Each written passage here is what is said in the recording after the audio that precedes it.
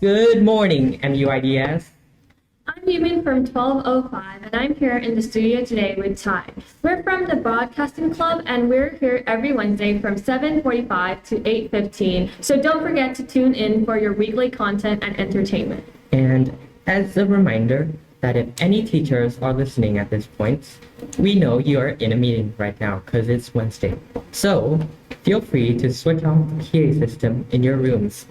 You can do that by using the neat little volume knob right next to one of your doors.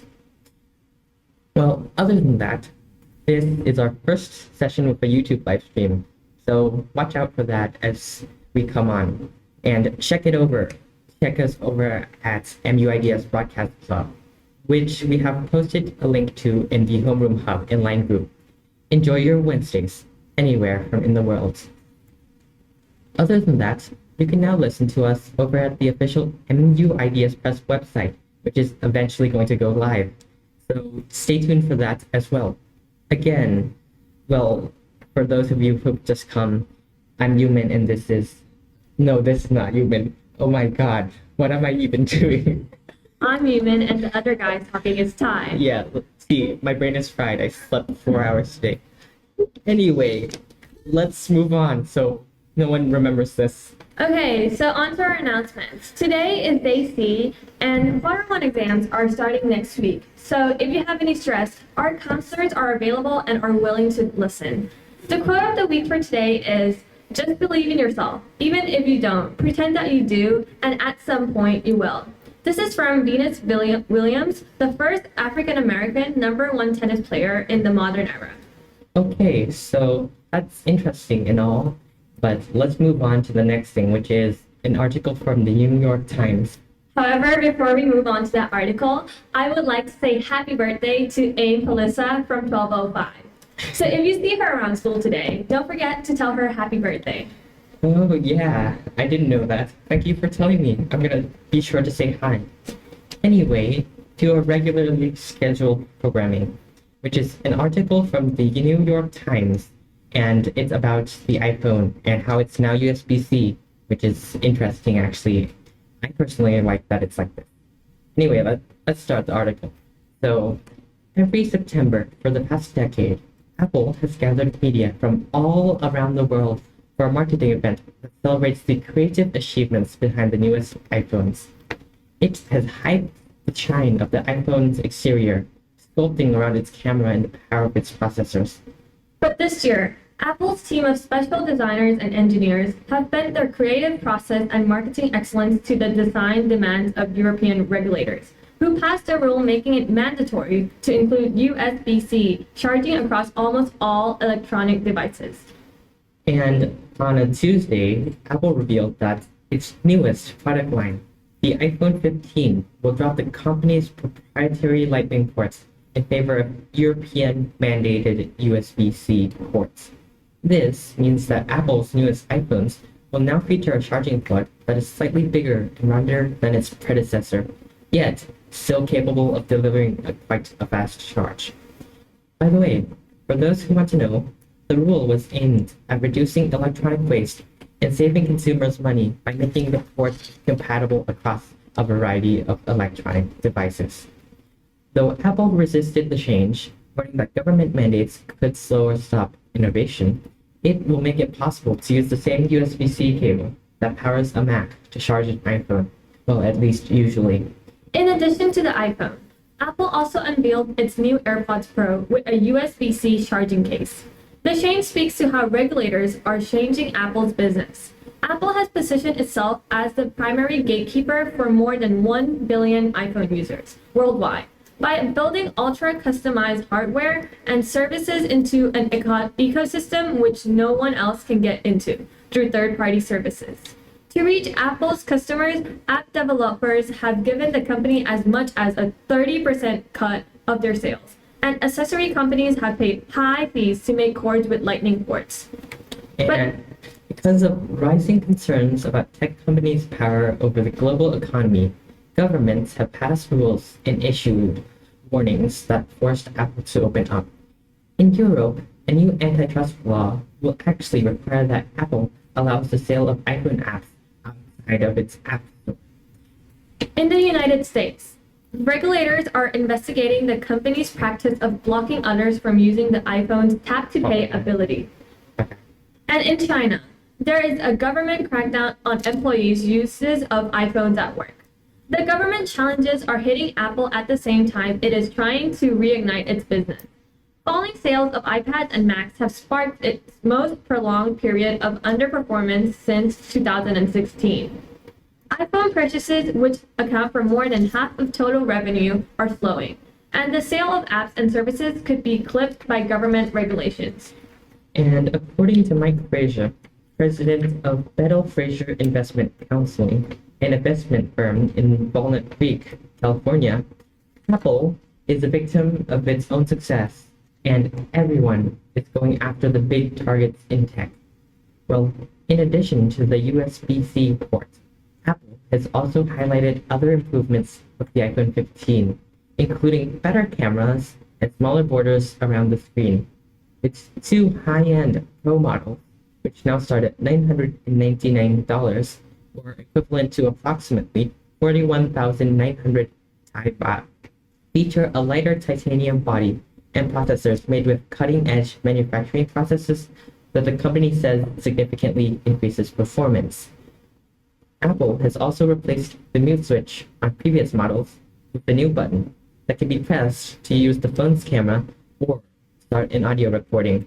The high-end phones also have the ability to record three-dimensional video, which can be viewed in the augmented reality headset that Apple will release next year. Other than that, Apple has also raised the price on the iPhone Pro Max, their top model, by 9% to $1,199, equivalent to Thai 43,000 baht. The larger phone features the lineup's most sophisticated camera with a 5-fold optical zoom, which contributed to the first price increase for the iPhone lineup in 5 years. The iPhone 15 base models, which cost $799 and $899, or $25,000 and $32,500 respectively, also now adopt many of the features available on last year's iPhone Pro models, including last year's processor and the dynamic island, which is a toolbar at the top of the screen. This year's entire iPhone lineup offers wireless charging. And Gene Munster, managing partner at Deepwater Assets Management, an investment and research firm based in Minneapolis, has stated that this is underwhelming. But for the average person with a 3 to 4-year-old phone, this is enough of an upgrade. In addition to this, Apple has also complemented the new iPhone lineup with updates to its Apple Watch offerings. An updated processor and software development allows people who wear its latest watch, also known as the Series 9 smartwatch, to answer phone calls by tapping their thumb and index fingers together twice. It has built the watch as its first carbon-neutral product, saying that it is made with 100% clean energy, carbon offsets, and smaller packaging to cut the emissions associated with shipping their products. The Apple Watch Ultra, which is aimed to outdoor enthusiasts, features a brighter screen and a greater altitude range. It also offers new capabilities for cyclists who want to connect to other devices that measure performance. Apple unveiled the products in Cupertino, California, at the Steve Jobs Theater, the 1,000-seat underground auditorium on the company's campus. The venue was packed with journalists and employees. Millions more tuned in online to watch the infomercial that Apple made for its new products. Tim Cook, Apple's chief executive, used the iPhone event to remind customers about its new augmented reality headset, which it unveiled in June ahead of a release next year. But even after the headset's release next year, the iPhone will still likely drive Apple's business. After all, the company sells more than 200 million iPhones annually, and they usually gross a combined about 200 million US dollars. Though sales of its devices are slightly down this year, actually, the iPhone has expanded its dominance in the smartphone market. It has increased the percentage of total smartphones sold around the world. In the United States, the statistic says that total smartphones iPhones make up 50 or more percent of total smartphones sold, which is up from 41% in 2018, according to Counterpoint Research. And next, let's move on to our actual content for today, which is about studying better for exams. Because, as you all may know, quarter exam season is coming up and we want you to be prepared. We are going to share the significance of effective study. And make sure to share your opinions on our broadcast today on our Instagram at MUIDS broadcast or on the Google form. By the way, the Google form is available on our social media or in the line group from MUIDS. But regarding that, let's move on to our content today, which is about the 3 learning styles, actually. We are going to explain the 3 different learning styles and give you examples of them. Okay, let's start off with visual learners. Visual learners are learners who instinctively are able to follow directions, can easily visualize objects in their minds, have a great sense of balance and excitement, and are often excellent organizers of concepts and ideas. And for them, research has found that studying works best if they do it with slides, such as overhead slides, on whiteboards, smartboards, or PowerPoint presentations. Other than that, they're also quite adept at reading diagrams and handouts, or following distributed study guides, such as, the ones the teachers may give you to study from. And after all, they're visual studiers, so they also benefit somewhat from reading from a textbook, even though this is not our main method that we recommend. And anyway, they might do better studying alone, though this is still widely debated today, so do what fits you best. The next type of learners are auditory learners, or learners that learn from listening. The qualities of these learners are that they understand subtle changes in a person's tone, as well as writing responses to lectures also help them study better. They also enjoy oral exams, storytelling, and solving difficult problems. And these type of learners tend to enjoy working in groups rather than alone. As for the best ways to learn if you're this type of learner is participating vocally in class, making recordings of class notes and listening to them later, and reading assignments out loud. Other than that, they also usually study in partners or groups because that is what they feel is best.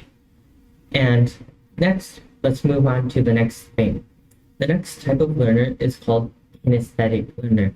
And kinesthetic learners often have very good hand-eye coordination, and they're quick to receive stuff, such as information, and very good experimenters because they want to answer the question, why? Other than that, they're generally good at the arts, meaning sports, drama, arts, as in the drawing one, music, and many others. They also possess a higher level of energy than most other types of learners, actually.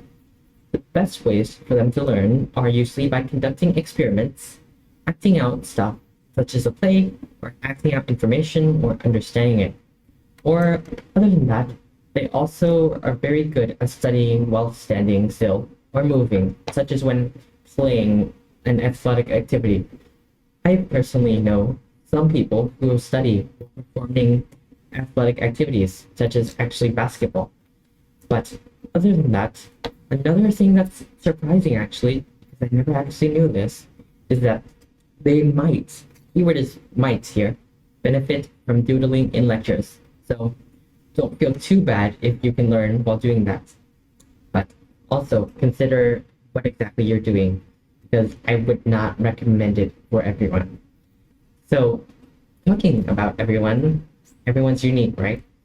And that means that you're likely a combination of many styles. Next, we're going to talk about study groups. The study groups are a powerful tool to learn, and we're going to talk why. Firstly, study groups offer a diverse perspective on one topic. When you have many perspectives from many people, you can have many ways to solve problems.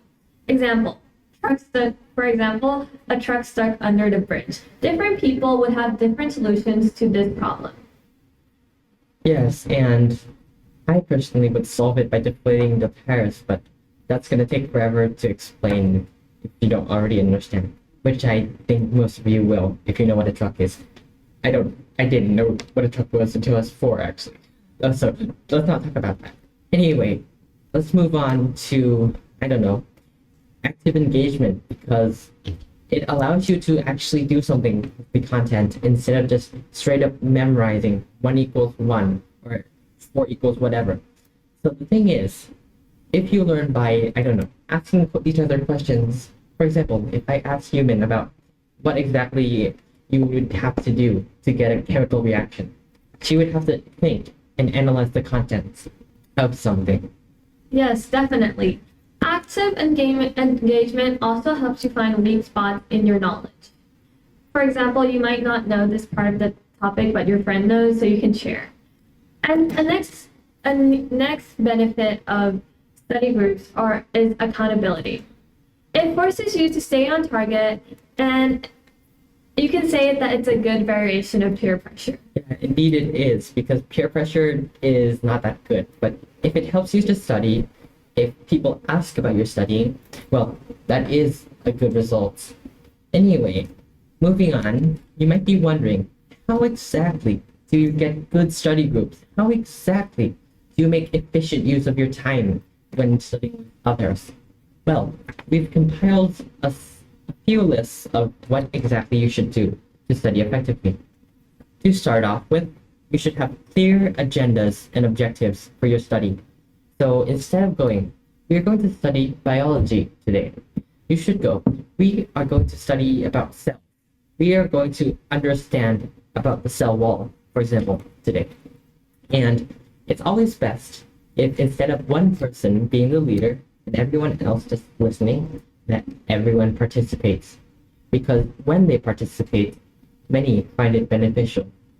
Other than that, you should engage actively with the content. As discussed previously, you should be able to synthesize or create new things from the content you already know. For example, solving new problems in mathematics that just don't have the same exact form, or maybe solving word problems instead of normal equations. Well, that's all well and good, but another aspect of the study group is going to be covered by Human next. That aspect would be peer tutoring. Peer tutoring, you might have heard through the Showroom Hub because it is widely promoted in the school, is when you explain to each other, or help each other learn. You teach each other to get better and find holes in your knowledge and fill them up. As Einstein said, if you can't explain it simply, you don't understand it well enough. I feel like this is a very valuable way to learn and revise your knowledge. However, this is not for everyone. Your mileage may vary, so find the best way for yourself to study. Okay, that's all interesting, but we don't have just that content. Let's move on to something more. They are called SMART goals, or the SMART goals. They are goals which help you develop ideas into actions successfully. For example, we have specific goals. We have well-defined goals that answer the questions such as what, why, and how. And other than that, we also have measurable goals, which are goals where you can track progress, such as pages understood, flashcards memorized, and maybe like, I don't know, questions you can answer in a math exam. That works as well. But anyway, if we just have specific goals, we also need to make them timely and achievable, meaning that they are realistic and you can actually get to them so you can stay motivated. It's not like you can be the leader of the universe, right? Yeah. And okay, next we're going to talk about relevant goals. They're the goals that actually help you to achieve your target. Meaning that, for example, I say, I want to go to medical school. Instead of setting a goal like, I can eat 20 hot dogs in a minute, I instead set a goal like, I want to finish my portfolio within this week, which is an actual goal of mine, actually. Anyway, other than that, goals should also be relevant, which means that they're aligned with someone's broader objectives and priorities in life. For example, going to medical school.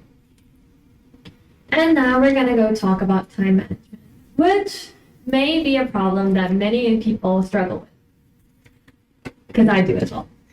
I do as well, actually. So what is time? We're gonna suggest creating a study schedule and address handling their distractions and staying consistent.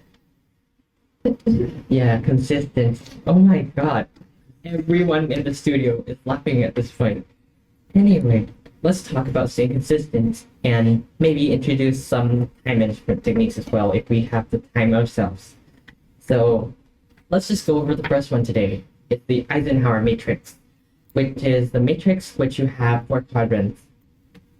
So the Eisenhower matrix organized 4 quadrants of tasks based on urgency and prioritizing the most significant one. So firstly, the first quadrant, which is the most urgent and important quadrant. So this, you should organize tasks that are urgent and important, obviously, such as impending deadlines, critical assignments, and emergency. These top tasks require immediate attention and top priority. The second quadrant is not urgent, but still important. For example, long-term goals or projects that are due in 3 months. And other than that, we also have quadrant 4, which is not urgent and not important, which includes tasks that are not actually needing of immediate attention, nor contribute to long-term goals. And they're usually time-wasting activities, or at least according to the matrix, time-wasting activities, which use an excessive amount of time, such as maybe unproductive meetings. And, it's important to minimize these activities when you're strapped of time. But when you have a lot of time, unlike us actually, because we're ending in a few minutes, yet we're not through the script yet. Anyway, when you have a lot of time, yeah, you're welcome to do those things. Okay. So maybe the broadcast team is the one who needs time management. Anyways, that's all we have for today. Remember that you can always contact us via the Google form or Instagram at MUIDS Broadcast. And again, thank you for listening in and see you next Wednesday. And lastly, don't forget to study and good luck on all your exams you have coming up. And have a wonderful day. Goodbye. Goodbye.